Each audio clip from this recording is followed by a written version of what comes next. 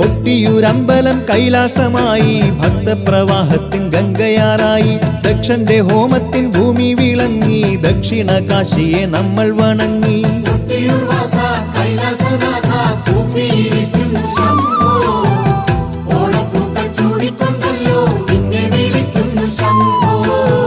സൃഷ്ടിസ്ഥിതി സംഹാരം ചെയ്യുന്ന മൂർത്തിയല്ലോ,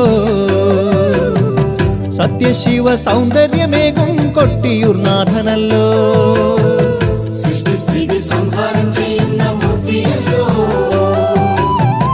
സത്യശിവ സൗന്ദര്യമേകും കൊട്ടിയൂർ നാഥനല്ലോ. കൊട്ടിയൂർ വാസ കൈലാസനാഥ കൂപ്പിയിരിക്കുന്നു ശംഭോ, ഓണപ്പൂക്കൾ ചൂടിക്കൊണ്ടല്ലോ നിന്നെ വിളിക്കുന്നു ശംഭോ.